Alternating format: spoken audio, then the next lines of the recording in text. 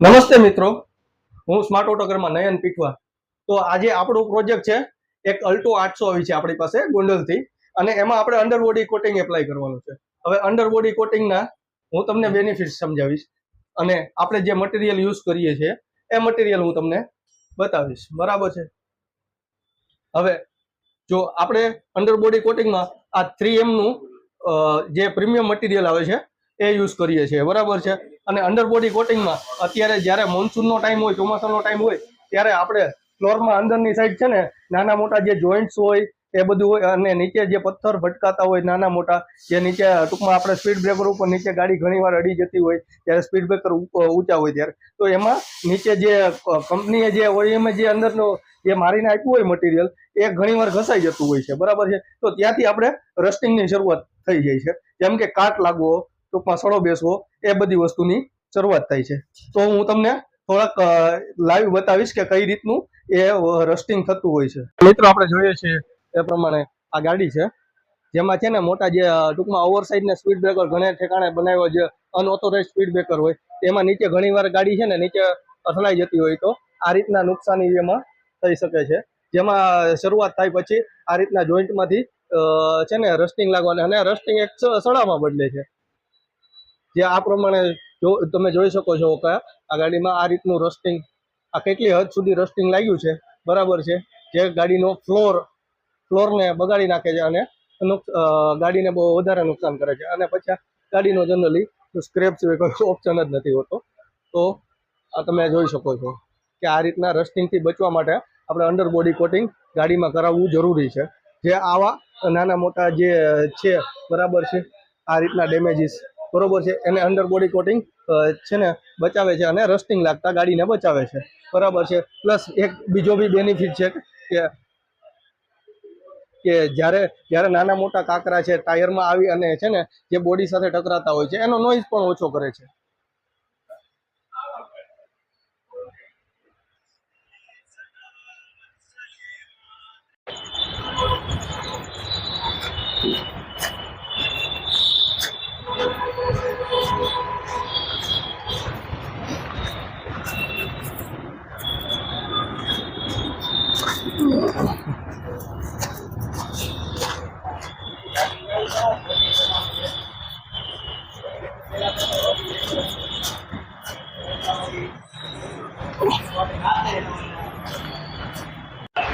તો આપણે જોઈ શકીએ છીએ કે આપણે આ અલ્ટો 800 નું અંડરબોડી કોટિંગ કરવાના છીએ. તો પહેલો સ્ટેપ અમારો એ છે કે આપણે જે અંદરના વ્હીલના કવર અને એ બધી વસ્તુ હોય તો આપણે એ પેલા આમાંથી ગાડીમાંથી રિમૂવ કરશું, એટલે ખોલશું. તો આપણે દીપભાઈ છે, તો એ દીપભાઈ ખોલશે. તો દીપભાઈ, તો તમે ચાલુ કરો. આ દીપભાઈ આપણે છે ને જે ફેન્ડર લાઇનિંગો હોય છે ગાડીની, જે અંદરના ભાગમાં, તે અંદરના ભાગમાં જે પાણી જતું હોય, ગારો જતો હોય, બરાબર છે, તો એ અંદરના ભાગમાં એક ધારું ત્યાં ને ત્યાં રહે અને ભીનું ને ભીનું એક ધારું રહે. બરાબર છે? તો ત્યાં રસ્ટિંગ લાગવાના ચાન્સીસ બહુ વધારે હોય છે જનરલી. એટલા માટે આપણે આ રિમૂવ કરી અને પછી જ અંડરબોડી કોટિંગનો એપ્લાય કરીએ છીએ.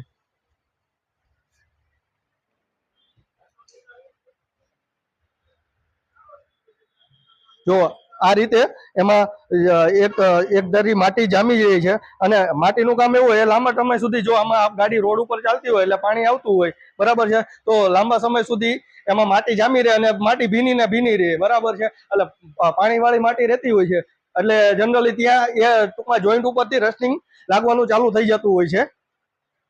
અને એના માટે આપણે આ ટૂંકમાં ફેન્ડર કવર જે છે એ ખોલી અને આપણે અંડરબોડી કોટિંગ એપ્લાય કરવું જોઈએ. જે નોન જેન્યુઅન છે જે માર્કેટમાં, એ જનરલી આ પ્રેક્ટિસ કરતા હોતા નથી, અને આના કારણે રસ્ટિંગ થવાના ચાન્સીસ એ ભાગમાં રહી જાય છે. તો હવે અલ્ટોમાં આપણે ફેન્ડર લાઇનિંગ અને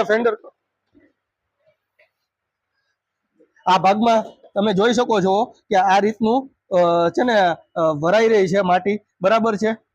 તો પછી અહીંયા લાંબા ટાઈમથી આ ભાગમાં રસ્ટિંગ થવાનું ચાલુ થઈ જતું હોય છે. બરાબર છે? તો હવે આમાં ફેન્ડર કવર બધા રિમૂવ થઈ ગયા છે. તો હવે નેક્સ્ટ સ્ટેપ આપણે જે અંદરની નીચેની સાઈડ છે ને એ વોશ કરવાનું હોય છે. તો જનરલી હવે આપણે નેક્સ્ટ એ જોઈશું કે કઈ રીતે વોશ થાય છે આ ગાડી.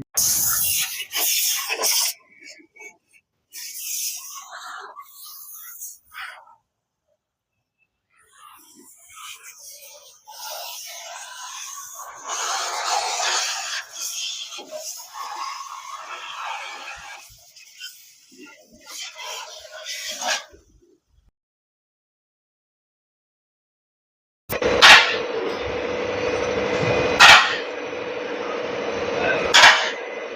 આપણે વોશ થયા બાદ હવે આપણે જે પાણીનો ભાગ હોય તો એને એર મારી અને કમ્પ્લીટ ક્લીન કરવાનું હોય છે, બરાબર છે. તો હવે આ ગાડીનો એ સ્ટેપ આવશે એટલે જે અંદરમાં નીચે જે સ્પ્રે માર્યો એટલે પાણીને સુકવવા માટે.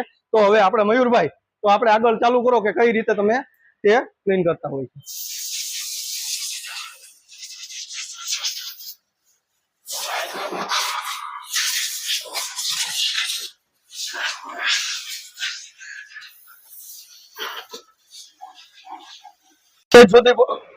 હવે આપણે ફાઇનલ સ્ટેજ સુધી પહોંચી ગયા છીએ, બરાબર છે.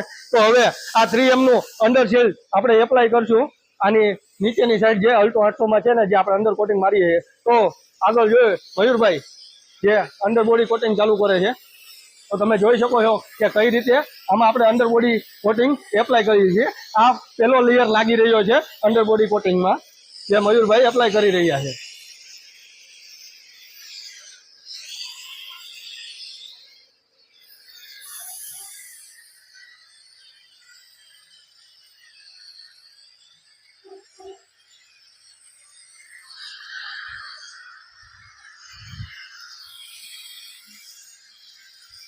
તો તમે જોઈ શકો છો કે આપણે જે છે ને ફ્લોરમાં અડધું અંડર બોડી એપ્લાય કર્યું છે, જેમાં આ બાજુની સાઈડમાં આપણે અંડર બોડી એપ્લાય કરેલું છે અને આ બાજુ નથી કરેલું, બરાબર છે. તો તમે જોઈ શકો છો કે કઈ રીતે અંડર બોડી કઈ રીતે અંડર બોડી થાય છે. તો તમે જોઈ રહ્યા છો કે આપણે અંડર બોડી કોટિંગ કમ્પ્લીટ થઈ ગયું છે ગાડીમાં. તો તમે જોઈ શકો છો કે કઈ રીતે આખું નીચેના ફ્લોરમાં અંડર બોડી કોટિંગ આપણે કર્યું છે એમાં. તો તમે જોઈ શકો છો આ સાયલેન્સરમાં અંડર બોડી કોટિંગ ન મારવાનું એક જ કારણ છે, કારણ કે સાયલેન્સર જનરલી બહુ ગરમ થતું હોય છે. તો જે અંડર બોડી કોટિંગનું મટીરિયલ હોય છે એ સાયલેન્સરમાં લાગે, બરાબર છે, તો એ બળે તો એની ખરાબ સ્મેલ આવે. એના કારણે આપણે સાયલેન્સરમાં અંડર બોડી કોટિંગનો આપણે એપ્લાય નથી કરી શકતા. સાયલેન્સર માટે એક અલગ ટાઈપનું કોટિંગ આવશે, જે આપણે નેક્સ્ટ વિડીયોમાં આપણે જોઈશું, બરાબર.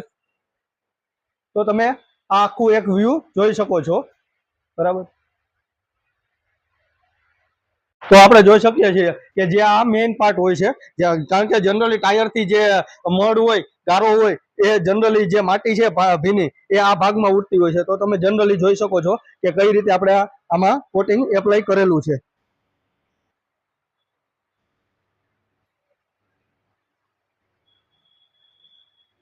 આગળની સાઈડ બી તમને હું બતાવું છું. જો તમે જોઈ શકો છો આમાં આપણે કેટલું જાડા લેયરમાં અંડર બોડી કોટિંગ એપ્લાય કરેલું છે.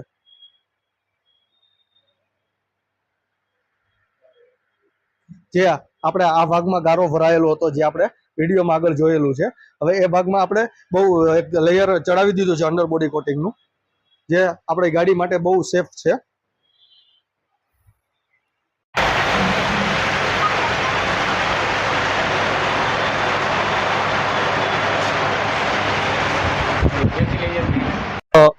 તો આપણે અંડર બોડી આપણે અલ્ટો 800 માં અંડર બોડી કોટિંગ કમ્પ્લીટ થઈ ગયું છે, બરાબર છે. અને તમારી ગાડીમાં જો તમે અંડર બોડી કોટિંગ કરાવવા માંગતા હોય તો અમારો સંપર્ક કરો સ્માર્ટ ઓટો કેર, અને કોન્ટેક્ટ ડિટેલ આપણે ડિસ્ક્રિપ્શનમાં આપેલી છે, તો તમે એ જોઈ શકો છો.